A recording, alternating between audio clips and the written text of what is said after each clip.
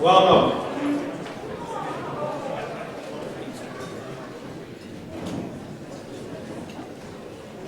This is a very special evening and a very historic location for a very historic event.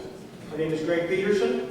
I am the co-founder of the Robert H. Jackson Center, and I'm honored to be your master of ceremonies and to welcome you to Chautauqua Institution and to Chautauqua County, the Chief Justice of the United States, John G. Roberts, Jr.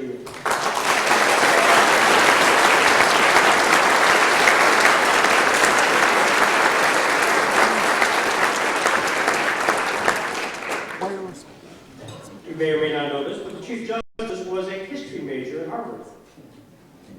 As indicated, this is an historical evening on many counts. For it was 10 years ago to the day that Chief Justice William H. Rehnquist dedicated the Jamestown facility known as the Robert H. Jackson Center, whose mission is to preserve, promote, and advance the legacy of Justice Jackson through education, exhibitry, and events which emphasize the current relevance of Jackson's ideas on individuals' freedom and justice. We honor that legacy by recognizing its relevance tonight. And we have a lot of history in this room. As you will recall, Justice Jackson was born in 1892 in Warren County, Pennsylvania. He was the only man in the history of the United States to become Solicitor General, Attorney General, and a Justice of the United States Supreme Court, which he became in 1941. Subsequently, in 1945 and 1946, he became the Chief American Prosecutor of the International Military Tribunal at Nuremberg, a position which he deemed to be one of the most gratifying. Tonight, we have in our midst Phil Neal, who was Robert H. Jackson's law clerk during the 1943 and 44 Supreme Court terms. And we welcome Phil and Linda Neal.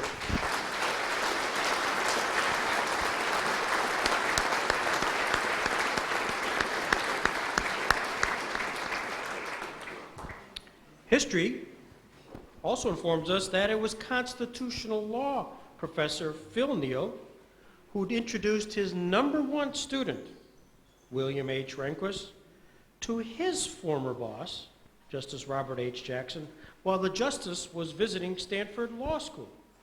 We know because of that visit, Justice Jackson was offered the clerkship to William Rehnquist, and he accepted, and he served during the 1951 and 52 Supreme Court terms. We also know, because all of you read that fact, that our special guest, Chief Justice John G. Roberts, after graduating from Harvard Law School, clerked for Judge Henry Friendly, and then subsequently became the clerk for Associate Justice William Rehnquist during the 1980 term. You get the picture?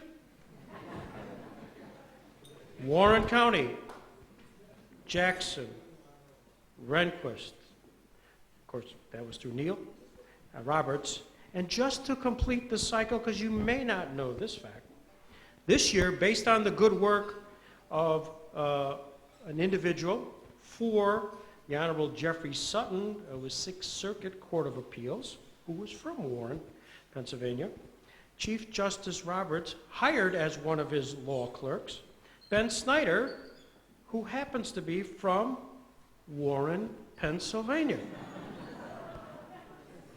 I love history, and we learn much from it. We've learned the greatness of Robert H. Jackson, and our Robert Jackson Center is designed to honor that legacy. Finally, at Nuremberg, Justice Jackson had a bodyguard, one bodyguard, and that bodyguard was Moritz Fuchs, who subsequently, after the trials, went on to become Father Moritz Fuchs. He joins us today, and we're honored to have him with us today as the last surviving member of the inner Nuremberg circle of Robert H. Jackson.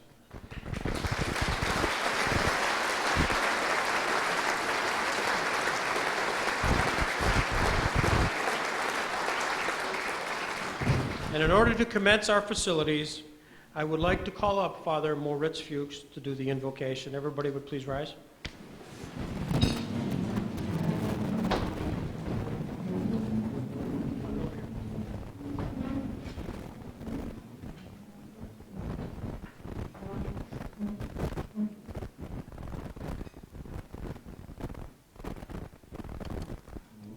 Let us pray.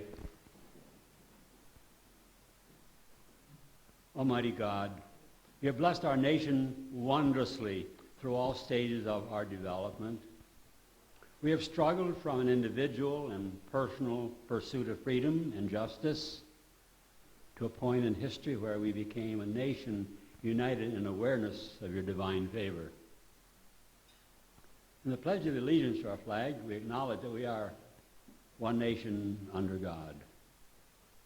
We only ask your divine blessing this evening, these days, as now we gather over food and conversation to remember and to honor Robert H. Jackson.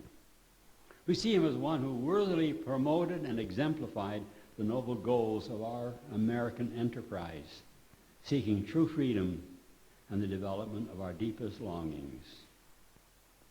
As we experience and enjoy these freedoms tonight, renew our association with great memories and friendships. Bless us with an ever deeper appreciation of the blessing it is for us to be Americans, one nation under God. Amen.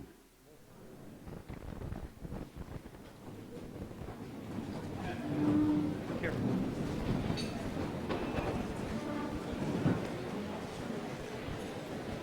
Before we get too comfortable, if you read the piece, there's more to come before you eat.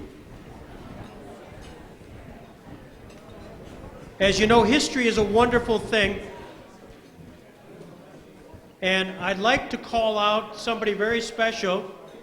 As your history will tell you, Chief Justice Roberts was born in Buffalo and stayed there until age 8, I believe. But we have in our presence tonight Chief Justice Roberts' godfather, Tom DePasquale. And Tom, if you could stand, and we'd like to welcome you.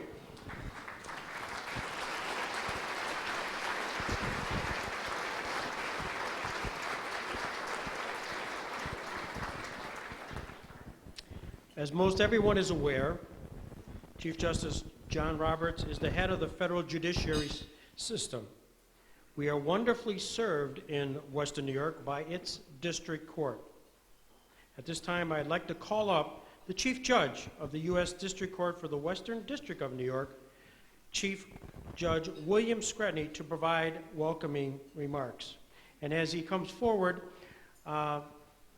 Chief Judge, I also would like everybody to know that he was the driving force behind the process of naming the new federal district courthouse in Buffalo after Robert H. Jackson. And for that, we are eternally grateful.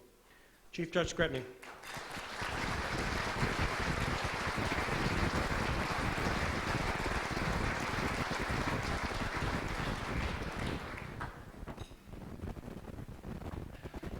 Thank you very much, Greg. Before I begin my short remarks, ladies and gentlemen, I think we all owe a special acknowledgement to Greg Peterson for having the foresight to invite the Chief Justice Roberts to this event, and he did that 7 years ago. And the Chief Justice's visit would not have happened without Greg's forward thinking. Greg, we can't thank you enough for what you've done. Thank you.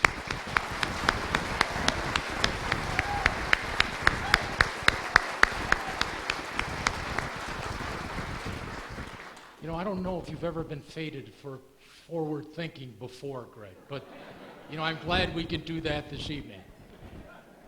I would also like, ladies and gentlemen, to acknowledge all those at the Robert H. Jackson Center in Jamestown who helped make this dinner and tomorrow's events at the center a reality. Thank you, all of you, for your efforts in that regard. Let's acknowledge them with a round of applause.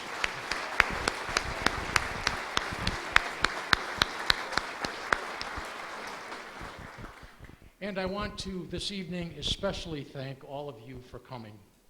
It truly is my pleasure to welcome you to this beautiful and historic Athenaeum Hotel, which is, of course, nested inside the unparalleled Chautauqua institution. Aesthetically charming and intellectually invigorating, this venerable institution has hosted presidents from Ulysses S. Grant to Bill Clinton, and will this summer host our distinguished and honored guests, colleague, Associate Justice Ruth Bader Ginsburg, and we're looking forward to that. And what's more, Justice Jackson, whose connection to Chief Justice Roberts we celebrate tonight, frequented this institution as a boy. And later, Justice Jackson was beside President Franklin Roosevelt when he delivered his famous I Hate War speech at the Chautauqua Amphitheater, I think in 1936. And later still, Justice Jackson addressed the crowds himself as a speaker. Plain and simple, there is no better venue for this evening's proceeding than right here at the Athenaeum. My somewhat enviable task this evening is to welcome Chief Justice Roberts to Chautauqua. But in doing so, I would also like to welcome the Chief Justice's erstwhile former partner at Hogan Lovells and one of the best appellate lawyers in the country, E.Barrett Prettyman, Jr. Mr. Prettyman, would you be acknowledged, please?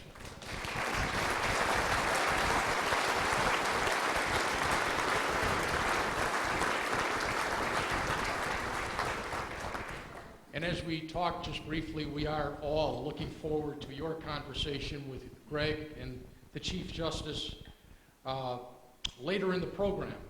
So from all of us to you, welcome to Chautauqua and Western New York. And now, ladies and gentlemen, speaking for the federal judges in the Western District of New York, I would like to welcome home our Chief Justice. It is a pleasure and an immense honor to welcome you to Western New York once again. I last met the Chief Justice back in October of 2010, when he was kind enough to gather with the judges for an informal breakfast at the Midday Club, if you will remember, in the city of Buffalo. And what I expected would be a law-related discussion. But rather than discuss pressing legal issues or matters of court administration, the Chief Justice was interested in us, our families, and our community. And I particularly enjoyed the Chief Justice's views on his children's homework. Too much of it, he thought, but maybe that was because he was conscripted to help them with it. We never found that out. The Chief Justice at the time emphasized the importance of getting kids to think, really think, instead of simply memorize. And that topic loosely touches on one of the many reasons we assemble here tonight, to celebrate two of the court's most prominent thinkers and their connections to Western New York. As you may know, the Chief Justice was born in our backyard, I think Hamburg, New York. Mr. Chief Justice, perhaps you already suspect this, but we like to think that it has something to do with the water in this area.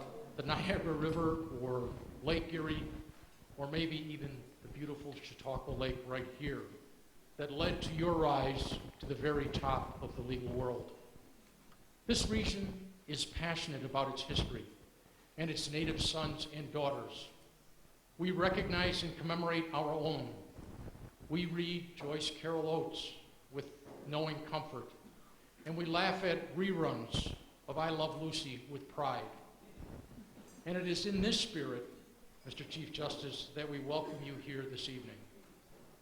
And it is in the same spirit that we have designated our new Buffalo Federal Courthouse the Robert H. Jackson United States Courthouse.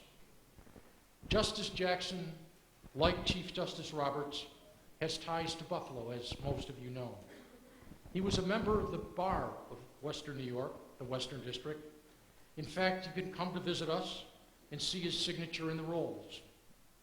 And he worked for a time at a law firm in downtown Buffalo.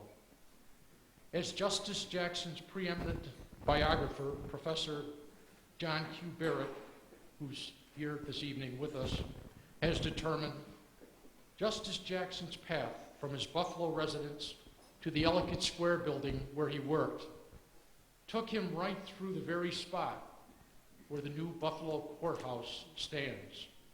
So Justice Jackson's name will be affixed and adorn the front of the building, and his footprints ingrained beneath it. And that is an especially fitting image for tonight, because I know Justice Jackson has left his imprint on Chief Justice Roberts, who has called Justice Jackson one of the best writers the court has ever had, and who has praised Justice Jackson for his discerning and enduring concurrence in the Youngstown Steel case, which today remains the definitive approach to the parameters of presidential power. So tonight, ladies and gentlemen, I will leave you with that thought. A Western New York native and Chief Justice of the United States Supreme Court, emulating another Western New York native and Justice of the Supreme Court. And maybe, just maybe, there is something in the water after all. So with that in mind, I encourage you all to drink up, of course, water, eat heartily, and enjoy what I'm certain will be a fascinating, educating, and captivating evening for all. Thank you very much.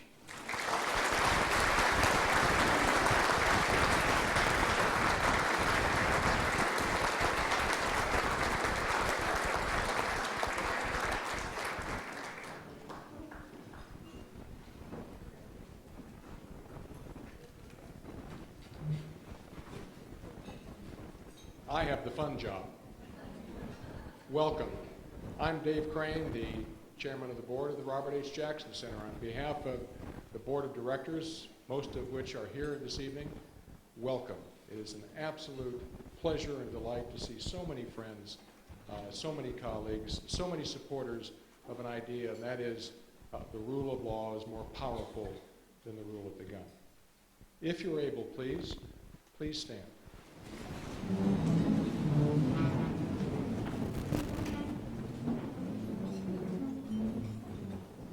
Ladies and gentlemen, it's my honor to propose a toast to the Chief Justice of the United States.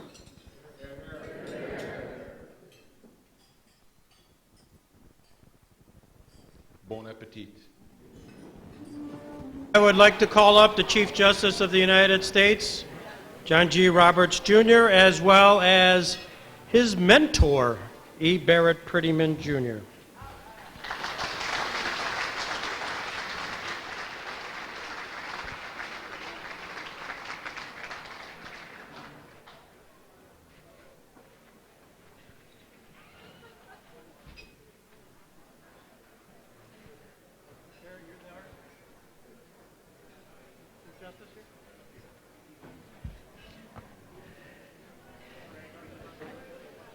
Yeah, Joe's right behind you.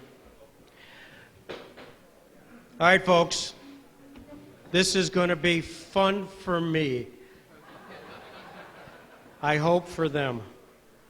It says, life as a private practitioner, conversation with Chief Justice John G. Roberts, Jr. and E.Barrett Prettyman, Jr., who, by the way, is the honorary chairperson of this entire event. So, to Barrett Prettyman.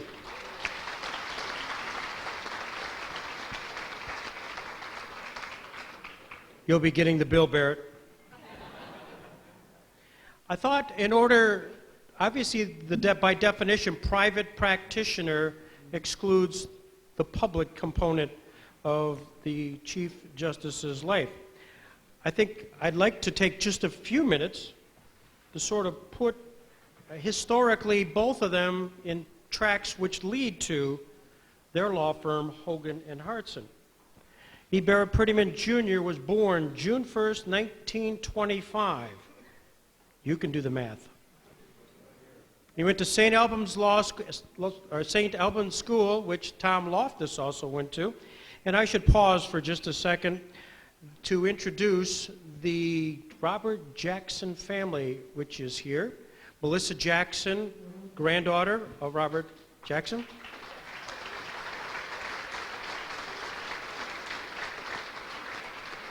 Thomas Loftus, the grandson. Tom. And Quentin Morgan, the great-grandson.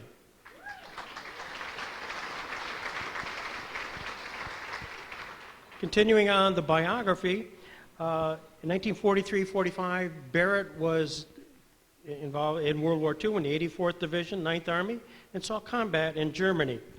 1945 to 49, he got his BA from Yale University. He then went on to become that which he really thought he would do, be a reporter, and the Providence Journal. And at some point you can read all about what ultimately happened to him as he went underground. He then went to the University of Virginia Law School, where he was there with Robert F. Kennedy. He won various prizes while at University of Virginia. He was a law clerk to, count them, 3, Justice Robert H. Jackson, Justice Felix Frankfurter, and Justice John M. Harlan, which puts him in a class of 1 individuals who actually clerked for 3 justices of the Supreme Court. He was a co-editor with Justice Jackson's posthumous volume, The Supreme Court and the American System of Government, with Melissa's father, Bill Jackson. And then he became an associate of the law firm of Hogan, now known as Hogan Lovells, then was Hogan and Hartson in Washington. And in 1955, just a little bit beyond the Hogan piece, he was in charge of the transportation for the exchange of $53 million worth of goods for 1,113 Bay of Pigs prisoners, including negotiations with Castro. So if you remember, right after the Bay of Pigs, there were a lot of Cuban Americans stuck in Cuba. It was him, E.Barrett Prettyman, who actually went down and smoked cigars with Fidel Castro. Tough job, but he got it done. He then subsequently was a special assistant to the Attorney General of the United States, as well as a special assistant to the White House and the President's representative of the Interagency Committee on Transport Mergers. And plus, along the way, had time to represent some folks as Truman Capote, Catherine Ann Porter, John Lennon, et al. It just goes on and on and on. We'll never get done if we don't put your resume aside. Chief Justice Roberts, born a few years later, 1955, as we know, in Buffalo, New York. He graduated first in his high school class. He also then graduated from Harvard College, summa cum laude. I've been asked by my partner to point out the fact, Alan Bozer, that he was 1 year behind you. He also was a history major in Harvard, and I don't know if he was summa cum laude, but he said he was a history major, Byzantine history. So Alan Bozer really wanted some attention with the... Plus, he offered me $100 if I could put into the same sentence Chief Justice John Roberts and Alan Bozer. So,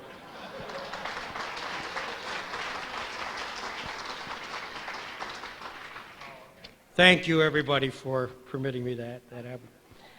Then he went to Harvard Law School, where he was also a magna cum laude, then clerk for Judge Henry Friendly, U.S. Court of Appeals for the Second Circuit. He then, as we talked about earlier, clerked for William H. Rehnquist, then Associate Justice of the Supreme Court. 1981, he became Special Assistant to the U.S. Attorney General. 1982, became Associate Counsel to the President, the White House Counsel's Office.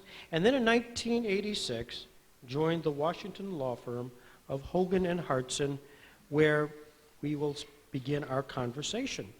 Also, I did miss one little point that at Harvard, Yo-Yo Ma was in your class. What did he play then?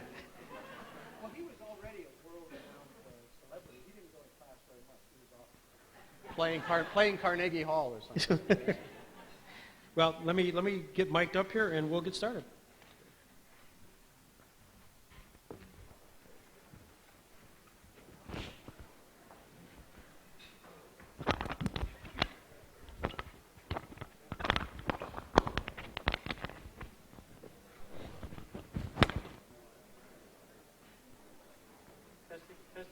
Testing. Joe? Hello? Hello? All right, how's that?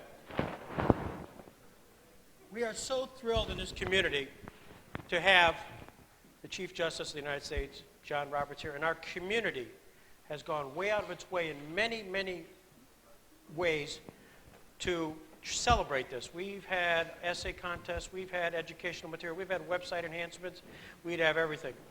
But what's is the most meaningful happened today. Everything except somebody who knows how to work a mic. Yeah. Oh, I didn't mean it.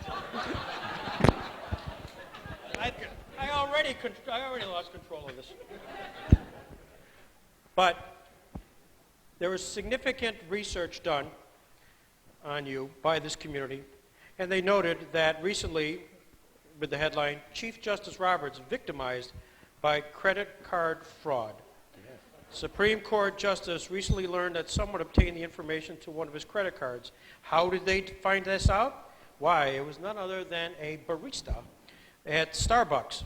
So, our community got so excited that they took a collection of the baristas here at the local Starbucks, and they got you a replacement card for it.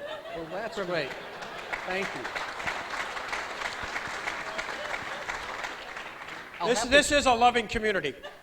I'll have to check with the ethics office, but I think I can keep it. But I will tell you, I learned a lot about that. It came to light because there was a $4.50 charge in Kentucky. And, you know, they call you because you haven't been there. But apparently what they do is they do that little charges until they get a record built up. Then they buy the television or the computer and they check, oh, yeah, he's been here for the last 3 weeks or something. So be careful if it's a small charge in Kentucky.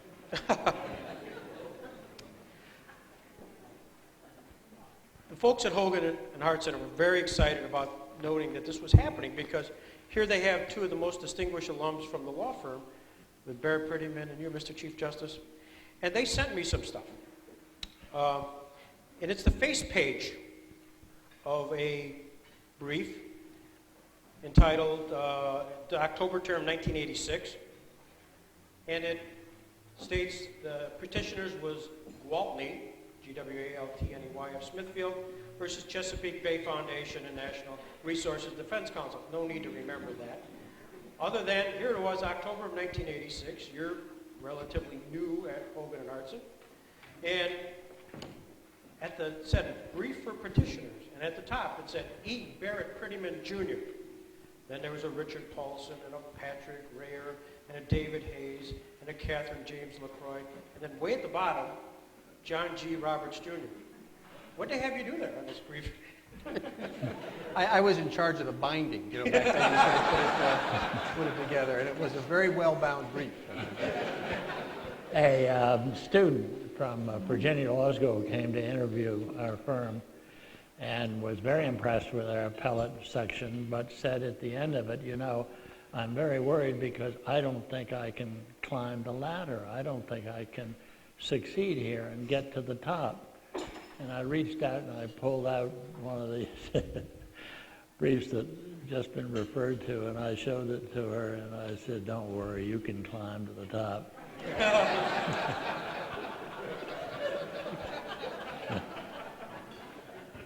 When you got out of public practice, was Hogan Hartson your number one choice? Or how did they connect with you?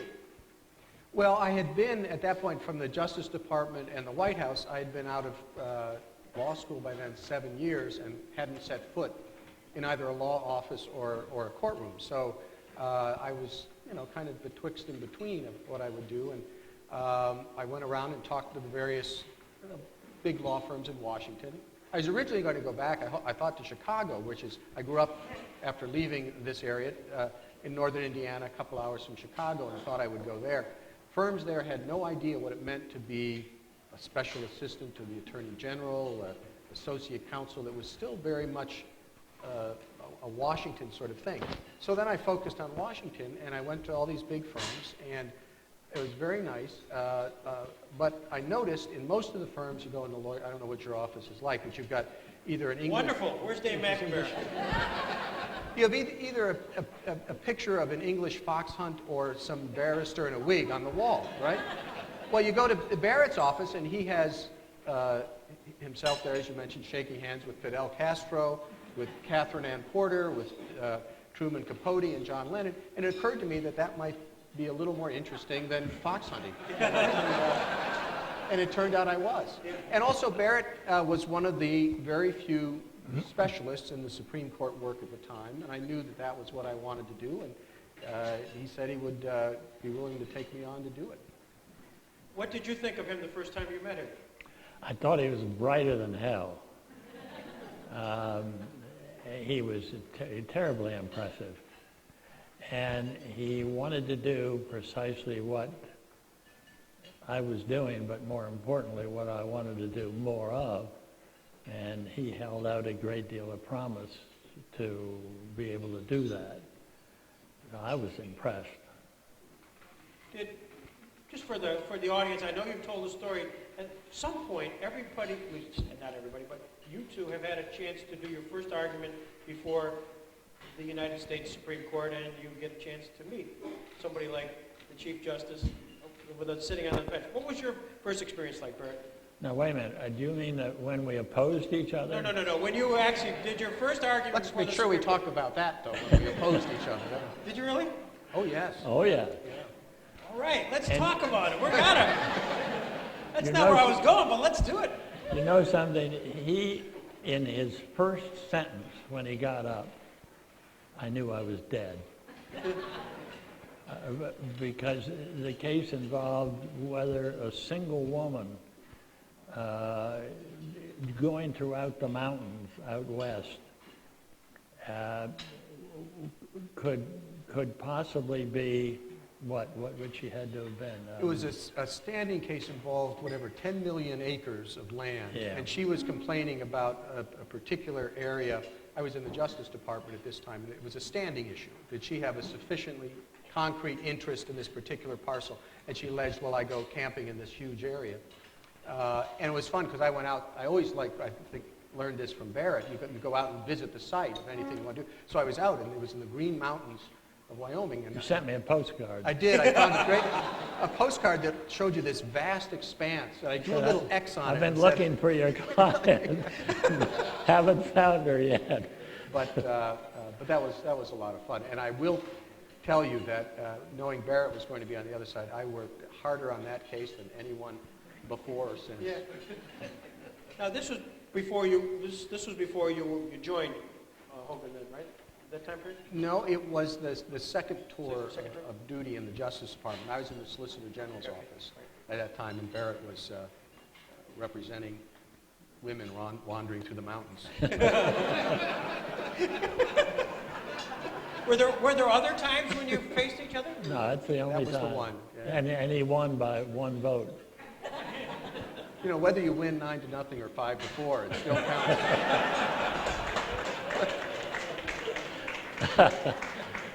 Okay. Yeah, five is a magic number. Barrett, though, I know you told the story, and I think it's you could share your first experience going before the Supreme Court. Just your first time. Nervous as all get out. How'd you feel?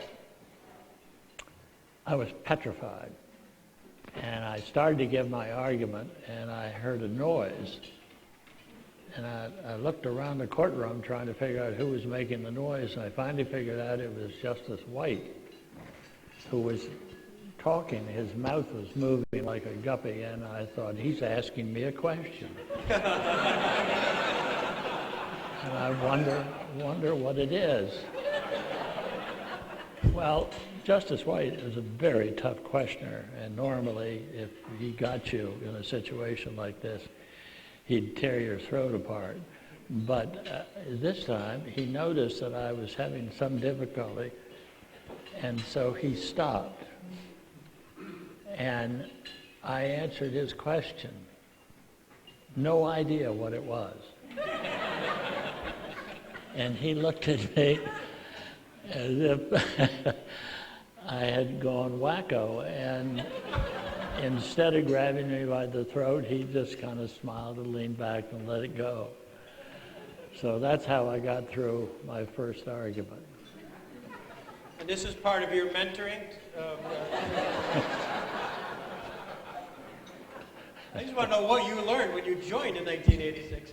Well, it's very funny you mention that because, in fact, one experience that I had was somewhat similar because Barrett had told me, if you've been to the court and seen arguments lately, you know how active they are. And you will often have one justice ask you a question, and then before you can answer, another one will jump in, and it's kind of hard to figure out what to do. So I asked him what to do, and he said, well, what you should do is always answer the one that asked you the question most recently.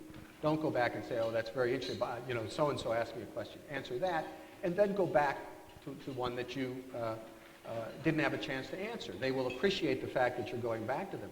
So this actually happened to me once, and I remember Justice Stevens asked me a question, and before I could get an answer out, Justice O'Connor, I think, jumped in and asked me a question, and I answered her, and remembering Barrett's advice, I gave her the answer, and then turned to Justice Stevens and said, well, Justice Stevens, I don't think I had the chance to answer your question. And he smiled. You could tell it was working just the way Barrett said it would. And then I realized I didn't remember what his question was.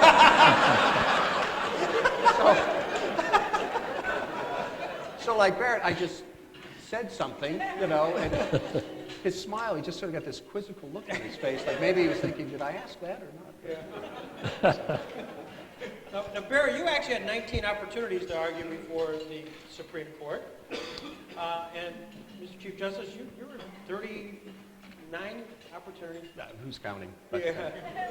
well, it was easier for me to get numbers because I did work in the Solicitor General's office where you had a regular opportunity to go before the court. Was there a time when you actually took the lead and he was your kind of there to observe or watch? No. No? No. Did you guys do mock? Clients are funny that way. They, they very much wanted Barrett to handle their case. And he was a renowned figure. I don't want to get too off topic, but there's been this tremendous change in the profession at the Supreme Court over the last 30 years.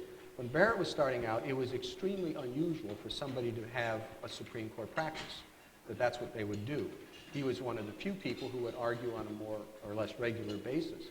It's quite common now, partly because of trailblazers like Barrett that said you could have a specialty in appellate practice. Now, it's an unusual case where we have counsel who haven't argued many times before the court. It was quite rare when Barrett was starting out. So the clients naturally wanted him, quite apart from his ability, but he was the only one really in the country with that kind of an established practice. And I was just delighted to have the opportunity to learn by carrying his briefcase around. Well, not only you carried his briefcase around, but I read where you actually joined them for lunch frequently at Hogan and Hartson, and where the icons would sit and you would join them. Did you feel a little initially intimidated when you sat down with Barrett and J. William Fulbright? No.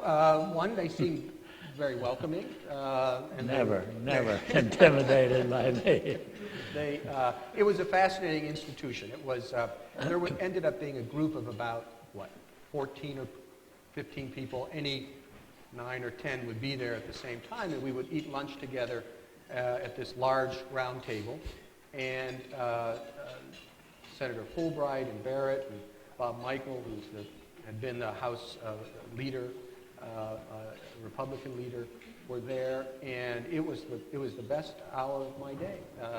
We had one couple of rules. We never talked about work, and the second rule is we never were able to talk about anything we knew anything about. So you wouldn't talk. We would talk about movies, current events, politics, anything else. The people were very lively, and it was fun.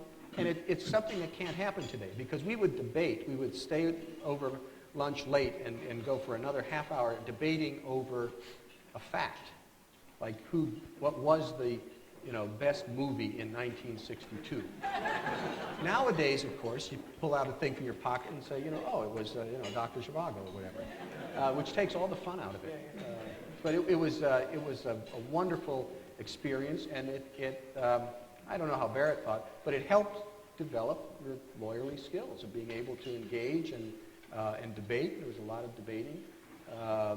People felt strongly about some of the issues we discussed, but there was never a voice raised in anger. I did it every day I could when I was there, and it was fun. Well, you know, because of your involvement in talking about movies, Barrett Prettyman fashioned himself as one of the great movie critics of all time. And why don't you share with this crowd your advice you gave to Justice O'Connor? Well, I noticed time and again that Justice O'Connor and her husband were in the movie lines at various movies that I went to, and so I gathered that they were admirers of movies, and I began suggesting movies that they might see, and became such a practice that Justice O'Connor dubbed me as her movie critic. And finally this went on for quite a period of time until one time I said, I've got a fabulous movie for you to see. You just don't want to miss it because it's really great. And she said, what was it? And I said, Silence of the Lambs. And she saw that movie, and the next time she saw me, she said, that was the worst single movie I have ever seen in my life. You're fired. And she still kids me about it when we appear together. On a serious note, Hogan and Hartson was one of the first significant law firms to have a pro bono department, and I know that you were very much involved in that. Was that something that drew yourself to some of the pro bono work that was done by that? Well, to be honest, it was mostly for the experience. Barrett had done a large amount of pro bono work. It was an opportunity to work with him again on some things. But it did give me exposure to a part of the practice that I really wasn't familiar with, and did help me learn a little bit about how important it was to make sure that, there are a lot of, one of the great, we have visitors from around the world who come to the court because it is such a focal point of people who believe in the rule of law.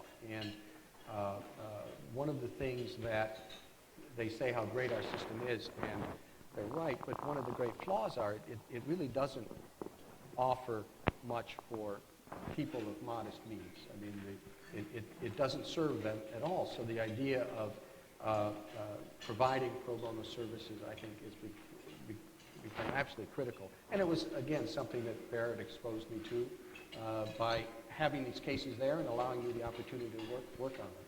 You were kind of in the forefront of that, Barrett, weren't you? I mean, as far as just having your firm sort of really recognize that that's really part of the responsibility of the firm. Yeah, we felt very deeply that, and particularly it was at a time when people being sentenced to death did not have either any representation or adequate representation. And I was getting calls from people who were worried about that and asking if we wouldn't take at least one case and run with it. And so we felt, I talked to partners, and we felt definitely we wanted to do that. And there's one fellow now who's alive 34 years later that we took on at that time. You talked about your movie critic career with Justice O'Connor, which is no longer active with her. But at the same time, Justice O'Connor is a big fan and a visitor of Chautauqua Institution, this historic location. And your paths crossed with her fairly early on when she had been nominated by the president. Tell us a little bit about that story. Well, it was my very first day, my very first legal full-time job. I was a special assistant to the Attorney General, William French Smith, and I show up at work, and the first thing I have is this sort of stack of books and says, you have to start gathering material to brief Sandra Day O'Connor, who's the nominee for the Supreme Court, to help her get ready for her hearings. It was the very first day. And my job at that time, it's amazing to think how much things have changed. Now, of course, people push a couple of buttons and they come out. It was basically Xeroxing a lot of things. You know, a big stack of books and Xeroxing. So she had a copy of all the big cases in the different areas that she was going to be asked about. So I remember thinking it was quite an amazing coincidence when I was first nominated to replace her. It's the very first day on the job. I thought this. What was she like? I mean, was she I do remember very distinctly. She was, I remember thinking after having met her for an hour that this was such a wonderful choice that President Reagan had made. The one thing that impressed me most, she was very steely. You could tell she was hard. Nobody was going to mess with her. I mean, she was very charming, very gracious, but you knew that that was a person of substance that was going to do just fine. Recently, in preparing for this, Barrett, I read an article that profiled the Chief Justice, and they talked to you, and they quoted you as saying, "When we worked together on cases, we hardly ever disagreed about what approach to take, the questions presented, what we'd put in or take out. But I don't agree with hardly anything he's written on the court." Care to elaborate? What was the last? You don't agree with hardly anything he's written on the Oh, court. oh, yeah. Well, we don't talk about that.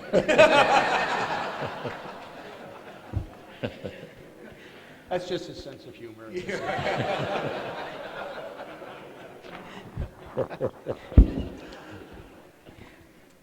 What was your sense? Did you get any sense from Barrett about Robert Jackson while you were at Hogan Arnson? Well, he did talk about him several times, about how much he enjoyed working with him and the exchanges. I do remember, I don't know exactly how he put it, but I do remember taking away from him the notion that obviously there is the justice-clerk relationship, but at the same time, they're engaged in the same enterprise. And the justice was very much interested in what he had to say and would not dismiss it because he was, whatever it was, 1 year out of law school or something like that. And I think that was it doesn't do any good. I think it's true of our profession in general. I mean, if you have a very junior young associate and all that, you don't tend to dismiss what he has to say if it sounds good. I mean, you're looking for something you can use in an opinion or in a brief, and you tend to give it whatever value it deserves. And I remember him making that point, that the justice was always willing to listen and accept at whatever weight the suggestion was entitled to. We watched little afar from Son Jackson. We watched very attentively the confirmation hearing you had, and you mentioned Robert Jackson 14 times. Not that we were counting. We thank you on behalf of the Robert Jackson Center. What's your sense of him? Well, I think the first thing anybody would say who's studied his work is his writing. It's just beautiful. I mean, you just get passages that you, when you come upon them, that you just want to read and just get so frustrated because you know no matter how hard you try, you're not going to do that. And it's inspiring. It's not just beautifully written, but the language is evocative. It does an enormous amount of work in the analysis. I think of his background. I had the wonderful good fortune to work at the Justice Department and in the Solicitor General's office. He, of course, was the Solicitor General, and then the attorney. I think you mentioned nobody else has served in those roles. I think of the Youngstown decision, which is it's not just the legal analysis, but what it tells you about the judicial function. I think going into that case, if you asked people familiar with it, I mean, who is your one sure vote on this question of how broad executive power is in wartime? Who is going to be voting in favor of the president? You would say, well, it's probably FDR's Attorney General, who had supported FDR's assertion of extraordinary executive power. And of course, he was the one who wrote the guiding opinion restraining the exercise of presidential power, which is a great lesson in what it is to be a judge and the distinction between the role of being the advocate and being the judge. So there's so much that comes to you when you look at it, which is one of the reasons I was telling his granddaughter earlier. One of the things I get to do is decide whose portraits are going to hang in our conference room, which is right off of my office. And shortly after I came in, I removed a few, and one of the ones, there are only 4, I put in the largest one we have there is one of Justice Jackson, because it serves as a reminder to those of us as we go about our work, not only what we aspire to in terms of judicial craftsmanship, but also the distinction between being an advocate or an attorney general and being a judge. And I like it. It's a good portrait. Gosh, that's great.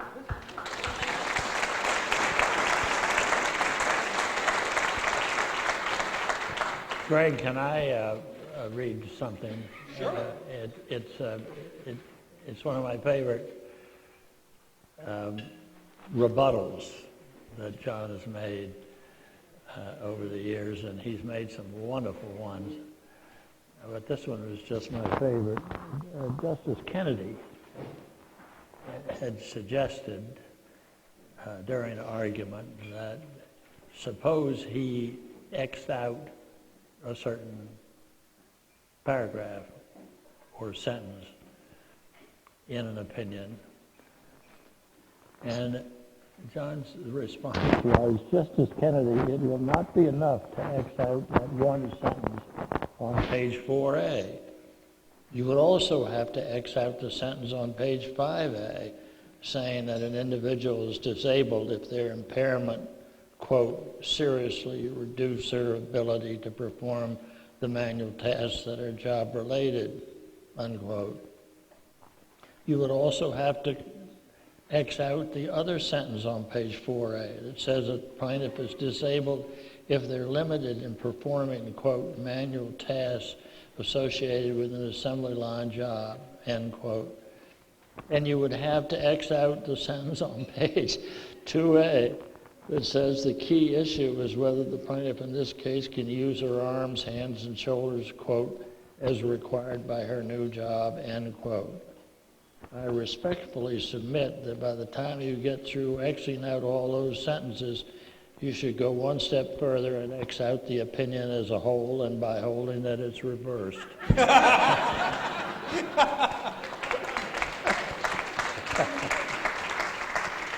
That case was a great example of, again, something Barrett taught me. I always liked that. That was a case involving work on an assembly line, an auto assembly line for Toyota. And I went out there and actually sat on the assembly line for a while and doing the work. And I couldn't last 5 minutes, but it's a wonderful part of the job that I think, again, Barrett taught me. And you do the appellate work, you have a chance to do so many different things in the course of a year.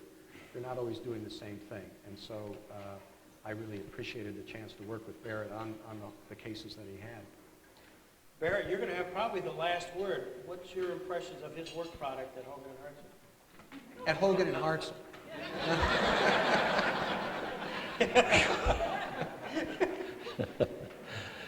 It was fabulous. I was checking the briefs, and we worked on 41 briefs where our names are both on the briefs.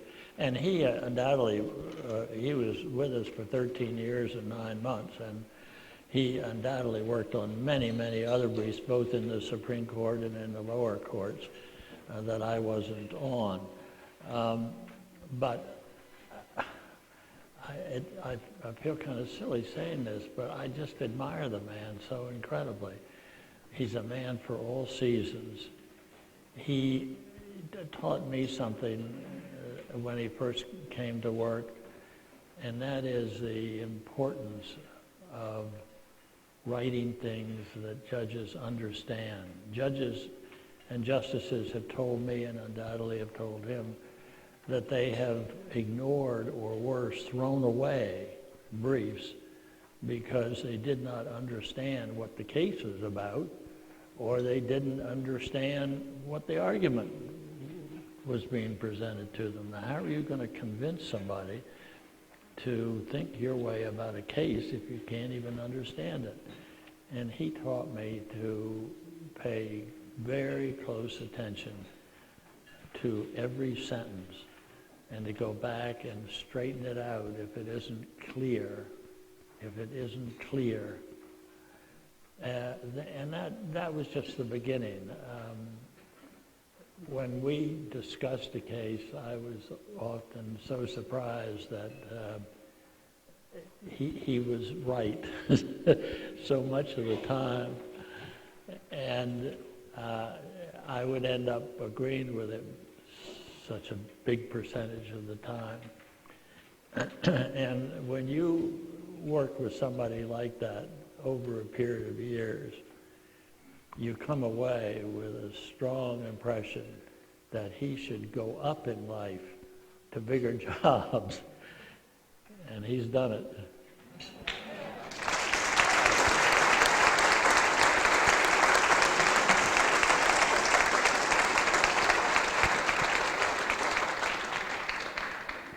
I will conclude.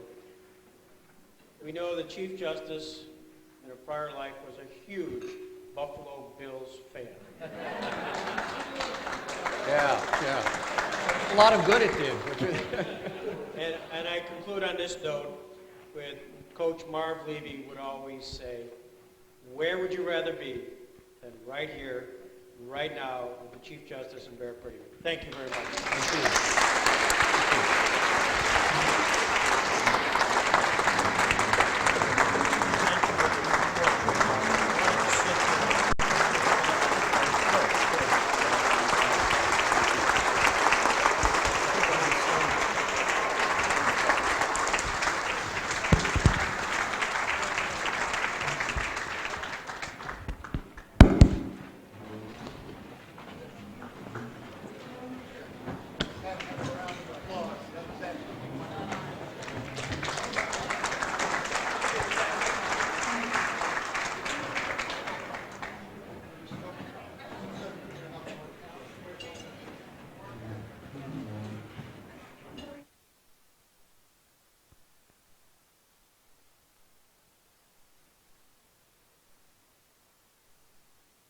Good evening. I'm Jim Johnson. I think I'm working now. I'm Jim Johnson, the president and CEO of the Robert H. Jackson Center. Thank you. When you come into the Robert H. Jackson Center, the first thing that you see when you walk through the doors is a wonderful portrait of Robert H. Jackson. This portrait was done by a wonderful artist named Laura Bell Colburn. Over her lifetime, she painted over 2,000 portraits and other works of art. At the age of 86, she did a piece of work for the Jackson Center, and that was a portrait of Robert H. Jackson.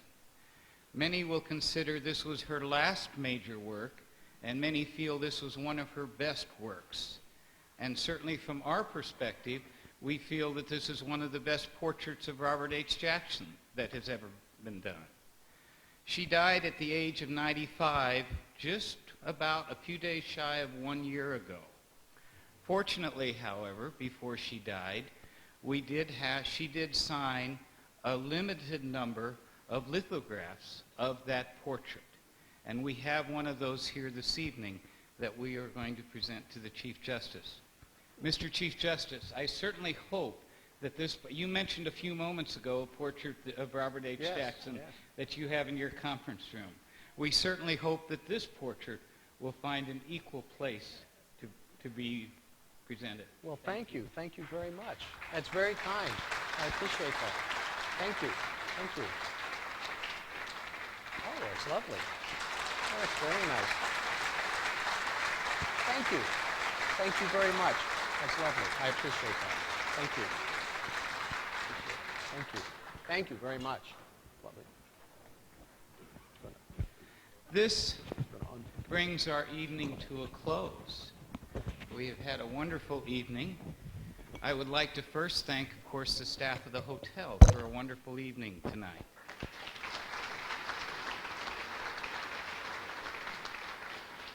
I would also like to thank my staff and the many, many volunteers at the Jackson Center that has helped bring this evening about. and of course, as we continue through tomorrow's activities. I would like to very much thank the Chief Justice. Thank you very much for your attendance here tonight and an absolutely wonderful program.